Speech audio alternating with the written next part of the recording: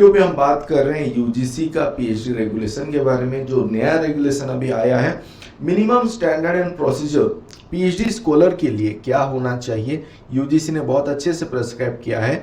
ये जो रेगुलेशन 2022 पे आया था एंड ये आपका अभी लेटेस्ट रेगुलेशन है। कोई भी चेंज होगा तो मैं उसके ऊपर भी वीडियो लाऊंगा, बट ये रेगुलेशन अभी मायने है। अगर आप 2025 पे भी कहीं पे अप्लाई कर रहे हो तो आई एम श्योर कि वो पर्टिकुलर यूनिवर्सिटी ने इसी रेगुलेशन को एडॉप्ट किया होगा।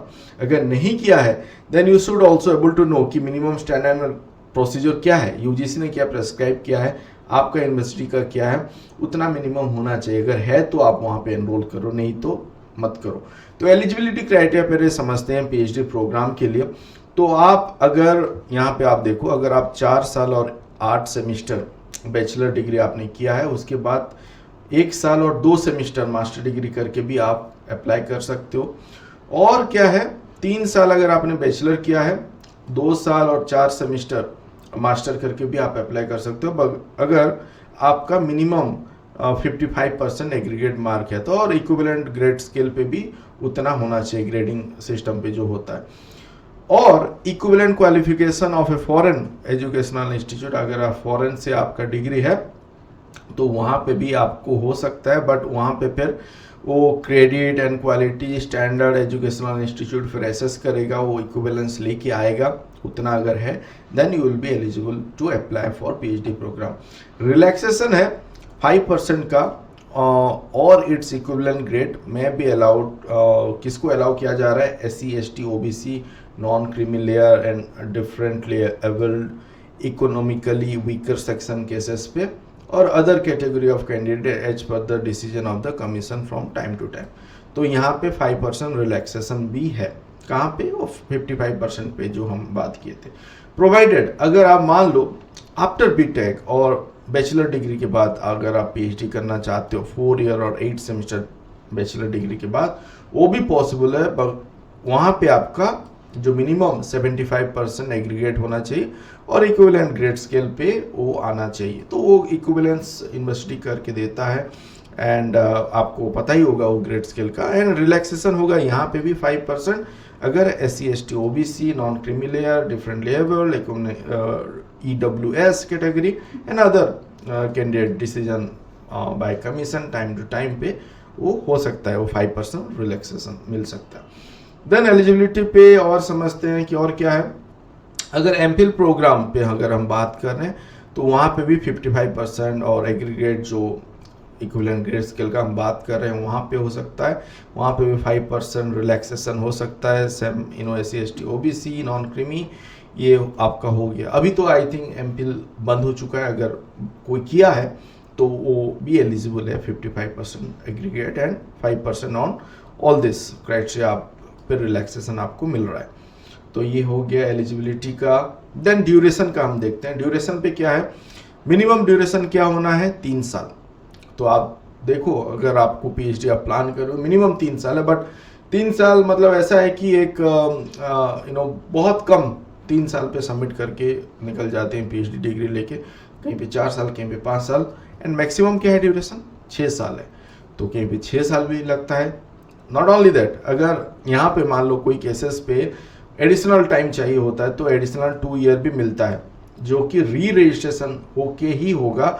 वो फिर जो हायर एजुकेशनल उसका जो बॉडी है वो फिर अलाउ करेगा ऑन जो भी सफिशिएंट रीजन के साथ, क्यों उसको एडिशनल टाइम दिया जा रहा है। एंड ये आपका हो गया। तो मैक्सिमम टाइम पीरियड इस केस में हो गया 8 ईयर। ये मतलब केसेस टू केसेस पे, जहाँ पे कुछ जेन्युइन रीजन है तो वहाँ पे 2 साल का एडिशनल टाइम पीरियड मिल सकता है विथ री रजिस्ट्रेशन। अबव दैट अब देखो यहाँ पे PhD scholar and person with disabilities having more than 40% disability में बी अलाउड इट एडिशनल। यहाँ पे और 2 साल भी मिल सकता है, ये इस नए रेगुलेशन के हिसाब से है। तो यहाँ पे आप देखो एक्सटेंडेड अप टू 10 ईयर भी जा सकते हैं। तो यहाँ पे PhD programme search cases can be extended up to 10 year, ये हो सकता है। ये एक हो गया आपका female PhD scholar and disabilities के केस पे। एक हो गया फीमेल PhD स्कॉलर डिसेबिलिटी के केस पे, जहाँ पे हम मैटरनिटी लीव का हम बात करते हैं फीमेल स्कॉलर के केस पे, तो वो कंसिडर होता है मैटरनिटी लीव और चाइल्ड केयर लीव 240 डेज तक मिलता है। तो यहाँ पे अब 10 ईयर तक भी वो मैक्सिमम जा रहा है। देन प्रोसीजर के बारे में हम बात करते हैं। प्रोसीजर फॉर एडमिशन क्या है? The admission shall be based on criteria notified by the institution keeping in view the guideline norms. आप देखो यूजीसी का वो गाइडलाइन नॉर्म को फॉलो करके and into account and reservation policy central state government का अगर है तो वो भी वहाँ पे कंसिडर किया जाता है। उसको सब लेके आपका जो भी प्रोसीजर और गाइडलाइन बनता है। एडमिशन किसके थ्रू आप कर रहे हो? आप फेलोशिप, स्कॉलरशिप, अगर यूजीसी नेट है, UGC CSIR, NET, GATE, seat और सिमिलर नेशनल लेवल अगर टेस्ट में आपको स्कोर कार्ड है, एलिजिबल स्कोर कार्ड है, तो उसके थ्रू भी मिल सकता है। और एल्स इंस्टीट्यूट खुद भी अपना एंट्रेंस एग्जाम कंडक्ट कर सकता है। वहाँ पे क्या है, जो सिलेबस होगा 50% रिसर्च मेथोडोलॉजी से होगा, 50% शैल बी सब्जेक्ट स्पेसिफिक। तो ये आपको ध्यान देना है। अगर आप का ये स्कोर वगैरह नहीं है, फर्स्ट केस पे अगर नहीं है यहाँ पे, तो यहाँ पे अगर आप कर रहे हो तो आपको रेडी होना है। रिसर्च मेथोडोलॉजी पे 50% आएगा syllabus and 50% from the subject specific जो डिपार्टमेंट पे आप अप्लाई कर रहे हो। एंड आपको इंटरव्यू के लिए कब बुलाया जाएगा? अगर आप 50% मार्क ने अगर आपने सिक्योर किया है तो। ये चेंज 2016 ऑनवर्ड्स आई गेस और आया था, और 2009 ऑनवर्ड्स आया था 50% मिनिमम आपका, नहीं 16 ऑनवर्ड्स आया था मिनिमम मार्क होना है एंट्रेंस एग्जाम पे। तो ये भी आपको ध्यान देना है, आपका उतना मार्क होगा तो आपको इंटरव्यू के लिए कॉल आएगा। इंटरव्यू पे फिर आपका सिलेक्शन होगा नहीं होगा वो डिसाइड होता है। एंड रिलैक्सेशन यहाँ पे भी मिल रहा है 5% मार्क का। एंट्रेंस एग्जामिनेशन जो कंडक्ट हो रहा है, जो हम बात कर रहे थे SC/ST OBC different level category पे एंड EWS कैटेगरी पे, तो ये भी वही लाइन पे ही है, decision on the commission from time to time. Then जो एलिजिबल कैंडिडेट हैं, लेट्स से कि आप एंट्रेंस क्लियर किए हो एंड वहाँ पे भी आपको इंटरव्यू के लिए तभी कॉल आएगा अगर वो पर्टिकुलर डिपार्टमेंट में जहाँ पे आपने अप्लाई किया है वहाँ पे अगर अवेलेबल सीट है, तो वो पर्टिकुलर यूनिवर्सिटी पे उस डिपार्टमेंट पे कितने प्रोफेसर हैं, एसोसिएट हैं, and if they have that scope, उनके पास अगर वैकेंसी है टू टेक स्टूडेंट लेने के लिए, तो भी क्योंकि एक प्रोफेसर का एक कोटा रहता है, उससे ज़्यादा नहीं ले सकते, और एसोसिएट का भी उस हिसाब से होता है। तो वो अगर वैकेंसी है यूनिवर्सिटी पे, अगर वो पास आउट हो चुके हैं PhD स्कॉलर, अगर उनके पास है, तो वो आपको शायद इंटरव्यू पे बुलाएंगे, नहीं तो बेस्ड ऑन द रैंक शायद बुलाएं। Provided the selection of the candidate based on the entrance test जो कंडक्ट हुआ है उसका वेटेज रहेगा 70%। आपने मान लो वहाँ पे score card out of 100 you have scored 80%, somewhere somebody has scored 70%, तो वो वेटेज पे डिफरेंट वेरी कर रहा है। यहाँ पे 70% वेटेज मिल रहा है एंट्रेंस टेस्ट से and 30% from the performance of the interview. तो वो ये बेसिक गाइडलाइन सेट किया गया है यूजीसी से, तो यूनिवर्सिटी इसको भी फॉलो करेगा जब सिलेक्शन करेगा। तो then let's come to course work. आपको क्या करना होता है, क्रेडिट रिक्वायरमेंट क्या होता है, number of duration, syllabus, minimum standard for completion आपको क्या करना है। तो क्रेडिट जो आपको अलॉटमेंट होगा PhD कोर्स वर्क जब आप मिनिमम करोगे, मिनिमम 12 क्रेडिट आपको कंप्लीट करना है, जहाँ पे कि रिसर्च एंड पब्लिकेशन एथिक्स ये कंपलसरी है, and you have another is research methodology. ये दो आपका मान लो अगर रिसर्च पब्लिकेशन एथिक्स 2 क्रेडिट का होता है, रिसर्च मेथोडोलॉजी 4 क्रेडिट हो गया, 6 क्रेडिट यहाँ पे हो गया और 6 बचा मिनिमम के लिए। अबव दैट ऑल्सो जहाँ पे रिकमेंडेशन करेगा रिसर्च एडवाइजरी कमेटी, तो वहाँ पे एड ऑन भी हो सकता है, ऑनलाइन कोर्सेज से भी आपको अलॉट हो सकता है courses. Then all PhD scholar irrespective of discipline shall be required to train in teaching, education, pedagogy, writing related in their chosen subject area. During the doctoral period, PhD scholar may be assigned 4 to 6 hours per week. Teaching research assistantship आपको दिया जाएगा 4 to 6 hours per week, and आपको इस teaching, education, pedagogy and writing related काम पे engage किया जाएगा। Conducting tutorial, laboratory work, evaluation पे भी आपको engage किया जा सकता है। A PhD scholar must obtain minimum 55% mark or its equivalent grade in UGC 10-point scale in the coursework पे जो आप करोगे, ये जो आपका मिनिमम 12 हो गया और 16 आप कर रहे हो 20, वहाँ पे 55% आपको रखना है, सो दैट आप फिर एलिजिबल होगे टुवर्ड सबमिटिंग योर थेसिस। मतलब अगर आपका कोर्स वर्क हो गया है and with that 55% mark, then आपका काम भी कंप्लीट हो गया, तो आप अपना थेसिस लिख के सबमिट कर सकते हो।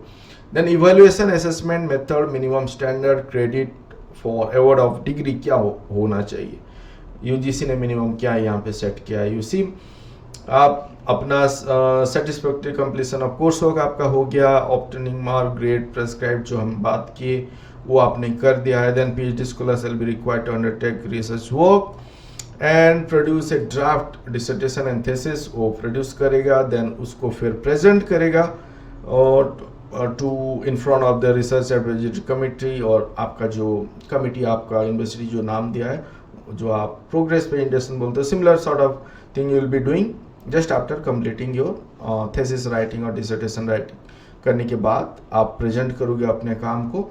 एंड एक ओपन टू ऑल मेंबर जो भी हैं रिसर्च स्कॉलर एंड स्टूडेंट, सबको ही वहाँ पे रह पाएंगे और देखेंगे कि आप कैसे उसको प्रेजेंट कर रहे हो। देन HEI और higher educational institute concern shall have a mechanism using well developed software, plagiarism detect करने के लिए उनके पास होना चाहिए यूनिवर्सिटी के पास, that also is very vital, you know PhD scholar को अवेलेबल होना चाहिए so that they are able to check their PhD thesis, वो चेक करें। एंड PhD स्कॉलर को आपको डिक्लेरेशन भी देना होता है अंडरटेकिंग फ्रॉम PhD स्कॉलर कि कोई भी प्लेजरिज्म नहीं है, एक certificate from the research supervisor attesting to the originality of the thesis, वो कहीं और दूसरे जगह पे सबमिट नहीं हुआ है और you know degree diploma related काम का नहीं है, मतलब ओरिजिनलिटी सर्टिफाई कर रहे हैं that the work is original, and तभी आप उसको फिर सबमिट कर पाओगे along with your dissertation and thesis जो आप सबमिट करते हो। तो देन इवैल्यूएशन पे और क्या है, PhD thesis submitted by PhD scholar shall be evaluated by his or her research supervisor, पहले तो सबमिट वहाँ पे इवेलुएट होता है, देन इट विल मतलब जाता है टू एक्सटर्नल एग्जामिनर को इन दैट पर्टिकुलर फील्ड जो उसका एक्सपर्टाइज है, एंड वो डिसाइड करता है university that scholar may not be knowing कि किसके पास जा रहा है, एंड जो जिसके पास जाता है ऑब्वियसली उसका अच्छा खासा स्कॉलरली पब्लिकेशन, अच्छा गुड रिकॉर्ड होना चाहिए जस्ट टू नो कि क्या होता है, एंड उनके पास जाता है इवैल्यूएशन के लिए जो एक्सटर्नल एग्जामिनर होते हैं, एंड एक होता है इंडिया से, एक आउटसाइड इंडिया भी होता है, एंड वहाँ से अगर पॉजिटिव आता है, लेट्स से कि एक से पॉजिटिव आया दूसरे से नहीं आया, तो they will try it out for another external के पास भेजेंगे। अगर फॉरेन यू नो एग्जामिनर से नेगेटिव आया तो और एक बार और एक को भेजेंगे, and they will wait for this का उनका रेस्पॉन्स, अगर नहीं तो फिर वो फिर आपका आप बोल सकते हो कि फिर से आपको काम करना है, मतलब आपका कैंसिल हो जाएगा वो थीसिस, वो फिर एलिजिबल आप नहीं होगे टू प्रोसीड फर्दर। तो वहाँ पे आपको थोड़ा सा आपके हाथ में वो नहीं, आप जितना काम आपको करना है करके आपने सबमिट किया, then it is about the review time, review जो भी आए। तो यहाँ पे आप देखो the viva voce of the PhD scholar to defend the thesis will be conducted if both the examiner recommended acceptance of the thesis after incorporating any changes, जो भी चेंजेस अगर बोले उसको इनकॉर्पोरेट करोगे, उसके बाद वाइवा वॉइस होता है, जो PhD डिफेंस हम बोलते हैं वो होता है। If one of the external examiner recommend rejection, the HEI मतलब जो इंस्टीट्यूट है concern shall send the thesis to alternative examiner, external examiner from the approved panel of the examiners. जो अप्रूव्ड पैनल होता है एग्जामिनर्स का, वो either जो research committee है वो देता है, और there will be a mechanism जो देगा to the university list of examiner, वहाँ से ही जाता है। And the viva voce examination shall be held only if the alternative examiner recommend the acceptance of the thesis, मतलब अगर पहले बार अगर रिजेक्ट हुआ, सेकेंड टाइम अगर एक्सटर्नल एग्जामिनर एक्सेप्ट कर रहा है, तभी वाइवा वॉइस और डिफेंस होता है। If the alternative examiner does not recommend the acceptance of the thesis, अगर नहीं कर रहा है, the thesis shall be rejected and the PhD scholar shall be declared ineligible for the award of PhD degree। तो ये एक है। Evaluation पे और क्या है, द HEI और जो इंस्टीट्यूट है concern shall complete the entire process of evaluation of PhD thesis including the declaration of viva voce result within a period of 6 months। Delay नहीं करने के लिए, मतलब आपने आपका थेसिस अभी दे दियो, उनका रेस्पॉन्सिबिलिटी है कि आप जल्दी से रिव्यूअर को भेजो, उनसे कमेंट लाओ एंड डिक्लेयर करो वाइवा वॉइस रिजल्ट 6 महीने के अंदर पे उनको कंप्लीट करना है। सो दैट पहले बहुत डिले होता था, रिव्यूअर अपने पास रख देते थे 6 महीना 1 साल, उनको भी इंफॉर्मेशन जाता है that you have to complete the review within this particular time, उनको कंप्लीट करना है सो दैट टोटल प्रोसेस 6 महीने पे हो जाए। नहीं, थोड़ा बहुत ऊपर नीचे हो सकता है बट ज़्यादा नहीं होना चाहिए। Then PhD through part time mode, क्या है, पीएचडी प्रोग्राम अगर कोई पार्ट टाइम मोड पे परमिट किया गया है, इन दैट केस आपको क्या फुलफिल करना है, द HEI कंसर्न और जो यूनिवर्सिटी और the institute concern shall obtain a no objection certificate through the candidate for a part time PhD program from the appropriate authority in organization where the candidate is employed, clearly stating अगर कहीं पे वो employed है and part time पे आप कर रहे हो तो नो ऑब्जेक्शन सर्टिफिकेट उस ऑर्गेनाइजेशन से लेना है, जो कैंडिडेट लेके आएगा। एंड वहाँ पे क्या स्टेट होना चाहिए, the candidate is permitted to pursue studies on part time basis, his or her official duties permit him or her to devote sufficient time, मतलब ऑर्गेनाइजेशन सफिशिएंट टाइम देगा। If required he or she will be relieved from the duty to complete the course work, मतलब वो organisation जहाँ पे वो involve है और जहाँ पे एम्प्लॉयड है वो भी जान रहे हैं कि वो अभी पीएचडी कर रहे हैं and that much of time they will also provide them to complete the work. notwithstanding anything concerned in this regulation or any other law for the time being in force, no HEI or higher educational institute or research institute of the central government or state government shall conduct a PhD program through distance और online mode पे अभी नहीं है। ये आपको careful होना है। Online और डिस्टेंस पे अगर आप PhD करने के लिए प्लान कर रहे हो तो मत करो, वहाँ पे आपका फिर कुछ PhD का वैल्यू ही नहीं रहेगा। और अभी कोई भी नहीं कर रहा है, अगर कोई कर रहा है तो फिर फेक कैटेगरी पे और लिस्ट हो जाता है यूजीसी पे, तो वो आपको केयरफुल होना है। डिस्टेंस एंड ऑनलाइन मोड पे नहीं है, पार्ट टाइम फुल टाइम पे ही है। प्रोविजनल सर्टिफिकेट कैसे इशू होता है, प्रायर टू एक्चुअल अवार्ड जो आपको कन्वोकेशन वगैरह पे मिलता है पीएचडी प्रोग्राम का, यहाँ पे आपको एक प्रोविजनल सर्टिफिकेट इशू होता है, क्योंकि वो चाहिए होता है, क्योंकि you will be applying towards, अगर आप कोई यूनिवर्सिटी पे अप्लाई कर रहे हो, पोस्ट डॉक के लिए जा रहे हो, कन्वोकेशन बाद में होता है, तो एक प्रोविजनल सर्टिफिकेट आप ऑब्टेन कर सकते हो। जब भी आपको अवार्ड हो गया है, आपका जो डिक्लेयर हो गया वाइवा वॉइस का रिजल्ट पॉजिटिव है, आपको अवार्ड हो गया है, तो आपको प्रोविजनल सर्टिफिकेट इंस्टीट्यूट से मिल जाता है, यूनिवर्सिटी से मिल जाता है, within a week period और 10-15 दिन के अंदर ही आपको मिल जाता है, तो that you can easily obtain award of PhD degree prior to notification of this regulation. मान लो अभी डाउट है आपके मन पे कि अभी 2022 से पहले आपने एनरोल किया है, तो आपके लिए कौन सा रेगुलेशन एप्लीकेबल है, और आप 2016-17 से कर रहे हो तो आपके लिए कौन सा रेगुलेशन एप्लीकेबल। यहाँ पे क्लियरली बताया गया है कि जो award of degree to candidate register for the PhD program on और आफ्टर जुलाई 11, 2009 उनके लिए रेगुलेशन जो एप्लीकेबल है वो है 2009 यूजीसी रेगुलेशन, और in case to case basis पे कहीं पे अगर है तो वो रेगुलेशन एप्लीकेबल है 2026। तो इससे पहले मतलब नवंबर 2022 से पहले और यूनिवर्सिटी स्पेसिफाई किया होगा कि वो जो रेगुलेशन है कब से इफेक्टिव है, तो उससे पहले अगर कोई एनरोल किया है वो डेट से पहले, तो आपका लास्ट रेगुलेशन है 2016 यूजीसी का रेगुलेशन, मिनिमम रेगुलेशन, तो उसके ऊपर ही वो यूनिवर्सिटी ने बनाया होगा। तो एक बार आपको देखना वो ज़रूरी है, क्योंकि वहाँ पे भी अगर कोई प्राइवेट बॉडी और कहीं पे आपने एनरोल किया है, क्लैरिटी नहीं है, तो फिर बाद में दिक्कत होता है, तो that's why I thought of sharing this information. और ये क्या होता है, आपका जो थेसिस है वो आपका जाके डिपॉजिट होता है इनफ्लिपनेट पे, आपको पता ही है शोधगंगा, वहाँ पे आपका थेसिस रहेगा इनफ्लिपनेट पे। वो यूनिवर्सिटी और इंस्टीट्यूट करता है, आपसे लेगा एक पर्टिकुलर फॉर्मेट पे। फॉर्मेट क्या है, इस हिसाब से आपको अरेंज करके देना होता है, आपको स्प्लिट करके पीडीएफ देना होता है, so that they can able to upload it. आपका टाइटल, जो आपका टेबल ऑफ कंटेंट पेजेस वगैरह हो गया, आपका एब्स्ट्रैक्ट हो गया, चैप्टर वाइज आपको देखिए इंडिविजुअल चैप्टर को अलग अलग करके रखना है, देन एनेक्सर कुछ है, रिकमेंडेशन कुछ है, और सर्टिफिकेट वगैरह कुछ है, और अपेंडिक्स कुछ है, उसको उस सीक्वेंस में रखना होता है, उसी सीक्वेंस पे वो शोधगंगा पे अपलोड होता है। तो आपको ये हेल्प भी करता है समझने के लिए कि आपका जो थेसिस का जो स्ट्रक्चर है किस हिसाब से बनेगा। मैंने एक वीडियो पे भी बात किया था कि अगर आप थेसिस लिख रहे हो, प्लान कर रहे हो, तो कैसे आप करोगे और किस टाइम से कहाँ से लिखना स्टार्ट करोगे, तो वो वीडियो भी आप देख सकते हो।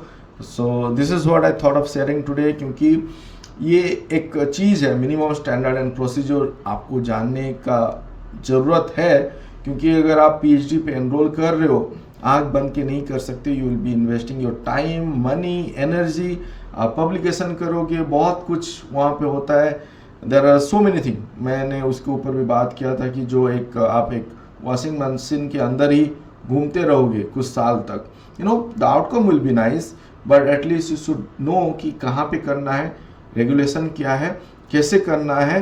तो मिनिमम एक रेगुलेशन के ऊपर, मैक्सिमम तो कुछ भी हो सकता है, मिनिमम के ऊपर रह के करना है। So this is what I thought of sharing today.